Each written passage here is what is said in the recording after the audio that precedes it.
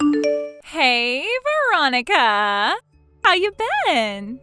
Raina, you seriously have the nerve to message me? Oops, my bad. Guess you're not exactly in the mood for friendly banter, huh?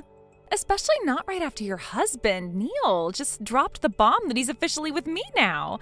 Yeah, I'm sorry about that. Anyway, have you wrapped your head around the whole divorce thing yet? Because I'm kinda ready to marry him as soon as you're done handing him over. You really think just because you slid into his life so easily, I'll just step aside without a fight? Don't be delusional. Oh, come on, don't be so dramatic. Unlike you two, we didn't have a passionate collapse. My marriage was already dead before Neil came along. Cold, routine, loveless. We split cleanly, just a simple division of assets and done. No alimony, sure, but I gave up custody in return. Not like it matters. I'll be having a baby with Neil soon anyway. Gotta make room for the future. I'm pregnant, Raina, with Neil's second child. Of course you are. Due in, less than 2 weeks now? Well, then you know.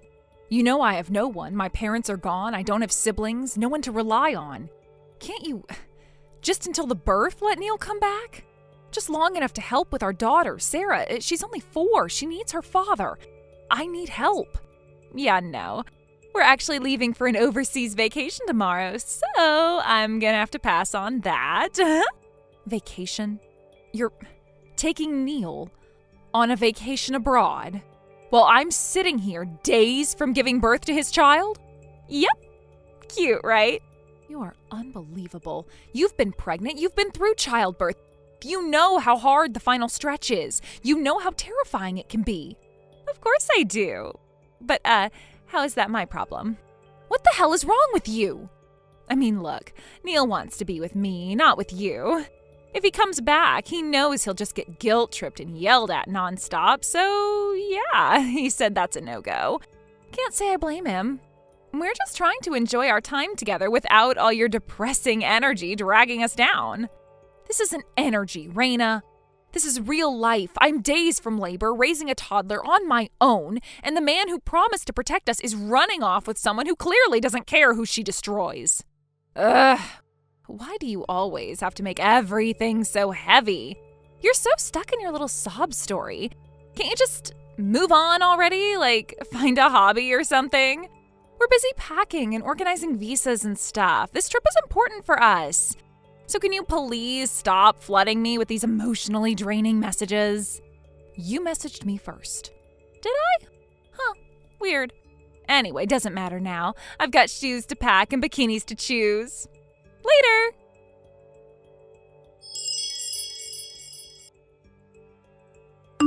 Veronica, are you all right, dear? Rachel, good evening. Is something wrong? Neil told us. He said you two finalized the divorce. Ah, so the news has made it to you already. He came by the house this evening to tell us in person. Said he and Raina were moving forward together. I see. Yes, I filed the papers this morning. It's official now. My foolish son. Oh, I am so sorry, Veronica, truly. No, you don't need to apologize. Yes, I do. He may be over 30 now and a grown man by all accounts, but I raised him. I won't sit here and pretend his choices reflect nothing on me, especially now with your due date so close. For him to walk away from his wife and children at this moment, it's inexcusable. Thank you. Just hearing you say that helps more than you know. And listen to me, divorce or no divorce, your father-in-law and I, we're on your side. That's not going to change. We love you, we love Sarah, and we already love the little one who's about to arrive. If you ever need anything, you don't hesitate to reach out, all right? Rachel, thank you. Just knowing that you and Dad still see me as family, it means everything. Oh, honey, I told you when you and Neil got married, remember? We don't see you as a daughter-in-law. You're our daughter. Neil may have forgotten what that means, but we haven't. That means more than I can put into words. How are you holding up? I know you're close to your due date, and with Sarah to take care of, too. Are you all right over there? Do you have help? Because if not, I can come over tonight. I mean it. I can pack a bag and stay the night, even longer if you want me to. Whatever you need. Veronica, are you still there, sweetheart?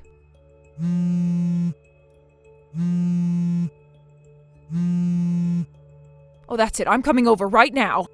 Don't move. Don't try to handle this alone. You're not alone. Not now, not ever.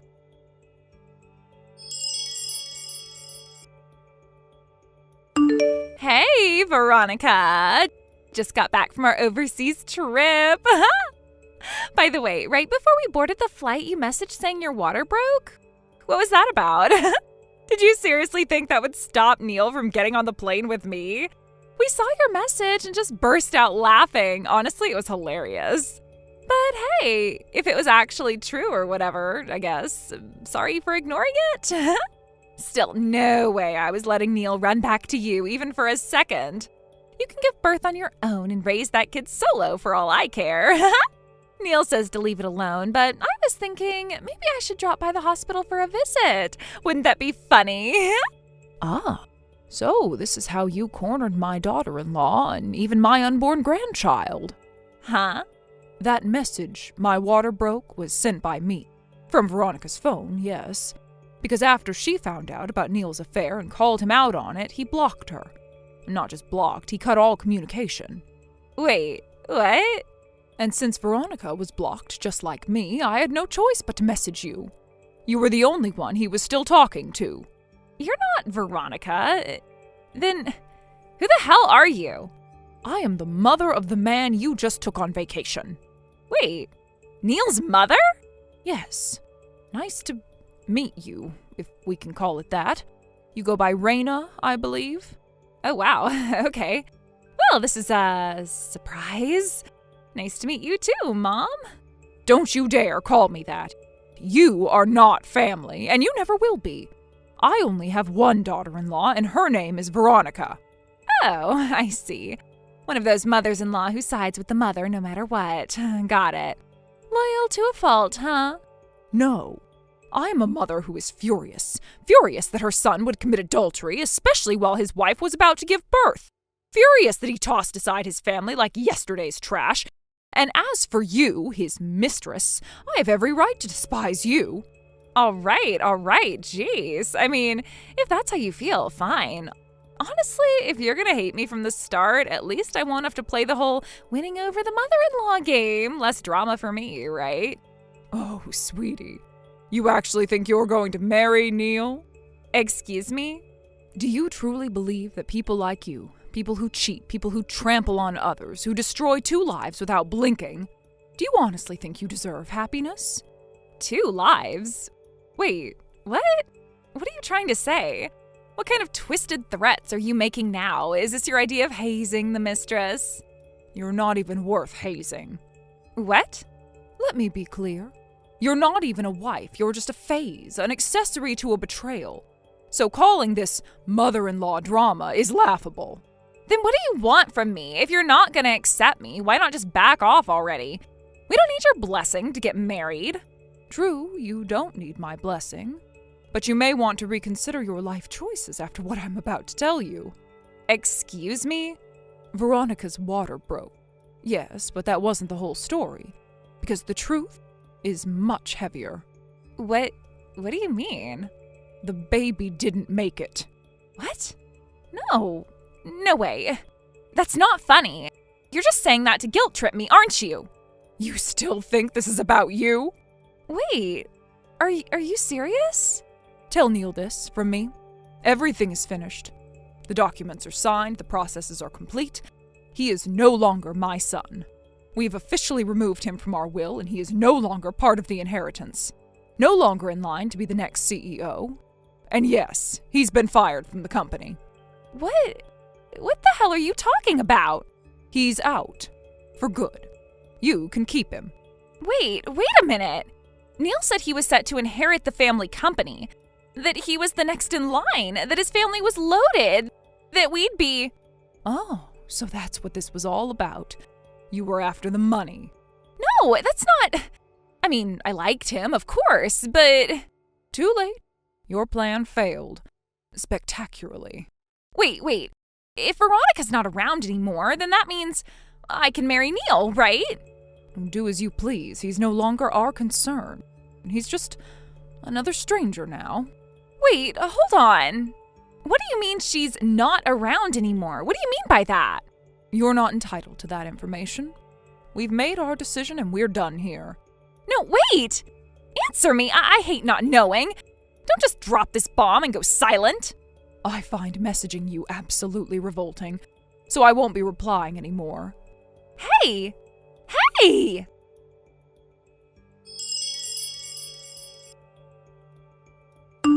Rachel, this is the first message from my new phone. How are you? Veronica! Oh, I've been waiting to hear from you. How are you feeling? We're both doing well. There were no complications. My son and I are safe. Oh, thank goodness. I've been praying for just that. Only because of you. You realized something was wrong from my message and rushed over to help and stayed by my side. If you hadn't come when you did, neither I nor my baby would be here. No, my dear, that was you. You held on, you pushed through, fought for your child when you had every reason to give up. You're stronger than you know. Even so, thank you from the bottom of my heart. Of course, darling. I'll be visiting soon. I wouldn't miss it for the world. I want to see that precious little boy with my own eyes. Well, you just made this old woman cry. But let me change the subject before I start bawling again. I have some news, an update really. You remember the woman, the one Neil left with? Yes, of course I do. Did something happen? She messaged me. Or, well, she thought she was messaging you. Turns out she didn't know you had changed phones. So, naturally, her message about arriving back from her little overseas adventure ended up with me. Oh no, what did she say? The usual smug, tone-deaf nonsense. Mocked your water breaking. Said you were trying to use it to keep Neil from boarding the plane. Said the two of them laughed at your message. She laughed? Yes. But don't let that get to you, because I told her everything. About you, about the baby, about the cost of their betrayal. And I made it very clear, Neil will never return to this family, not even as a memory. He's been cut off completely. Rachel, you actually told her? Of course I did. She thought she could waltz back into the country, rub her little victory in our faces, and carry on like nothing happened. I wasn't about to let that stand. And I made her realize you are the one who matters. You and your son. Not them. Not ever again. I don't know what to say. Well, you don't have to say anything, sweetheart. Just focus on recovering. You're not alone anymore. You never will be. Rachel, I really don't deserve you. After everything that happened, I just... Thank you. You do deserve me. You deserve a mother who fights for you. You deserve love that doesn't leave when things get hard. And speaking of that, I wanted to ask you something. Sure, anything. Have you ever considered becoming our daughter? Wait, what? I mean it. I'd like to adopt you, Veronica. Make it official. Not just in spirit or sentiment, but legally, fully, wholeheartedly. Rachel, are you serious? Very. Yeah, I've been thinking about it a lot. My husband is about to leave the company to help a close friend with his business, and we'll be moving soon. He's leaving our company in the hands of a trusted executive, so we won't be too far. But it made me realize something. We won't be able to see the baby grow every day, not unless we make a point of staying involved. And more importantly, I refuse to leave you to navigate this new life on your own. Rachel, you've already been abandoned once, and I will never let that happen again. This isn't just about helping you raise your child. It's about giving you a family that chooses you, no matter what. A family that doesn't leave, so please, you don't have to answer now. Just think about it. I don't even know what to say. This is so much. But thank you. Thank you for even thinking of me that way. For giving me something I thought I lost forever. Take your time. I know it's a big decision, but no matter what, I'll be here. I'll stay by your side. Adoption or not, you're family now. Then I promise I'll think about it. Seriously. And I'll talk to you soon. That's all I ask. I'll come by later with some gifts for the little one. I want to hold my grandson in my arms. He's going to love you, and I already do. Thank you for saving me, for believing in me, and for giving me a home. You saved yourself, sweetheart. I just showed up when you needed someone to remind you of your worth. Rest. You have a long, beautiful journey ahead, and we'll walk it together.